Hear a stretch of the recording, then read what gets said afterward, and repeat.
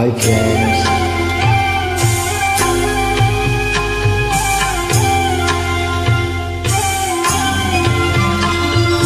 ब्रह्ममुरारिसुराजितलिङ्गं निर्मलभाषितशोभितलिङ्गम्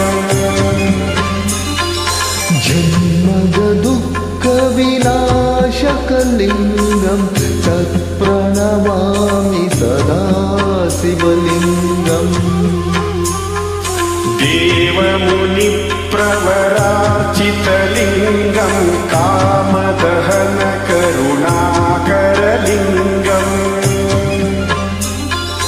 रावणदर्पविनाशनलिङ्गं तत्प्रणमामि सदा शिवलिङ्गम्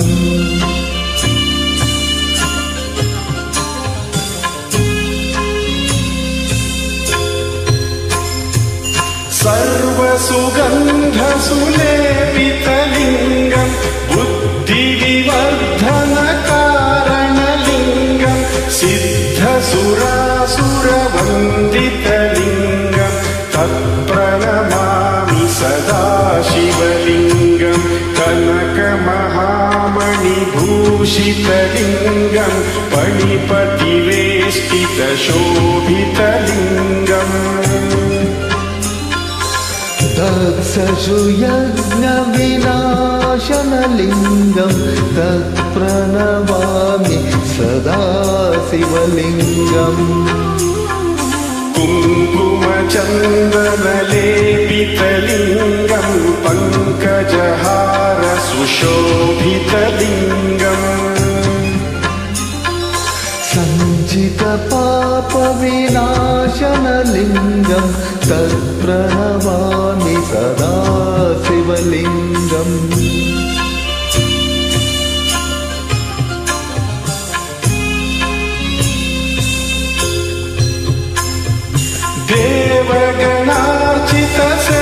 देवगणार्चितसेवितलिङ्गं भावैर्भक्तिविरेवचलिङ्गं दिनकरकोटिप्रभाकरलिङ्गं तत्प्रणमामि सदा शिवलिङ्गम् अष्टदलोपरिवेष्टितलिङ्गं सर्वसमुद्भवकारणलिङ्गम् अष्टदरिद्रविनाशनलिङ्गं तत्प्रणमामि सदा शिवलिङ्गम् सुरगुरुसुरवरपूजितलिङ्गं सुरवनपुष्पसदार्जितलिङ्गम् परमपदं परमात्मकलिङ्गं तत्प्रणमामि सदा शिवलिङ्गम् लिङ्गाष्टकं यदं पुण्यं पठेच्चित्तशिवसन्निधौ शिवलोकनवाप्नोति शिवेन सह मोदते। Thank you.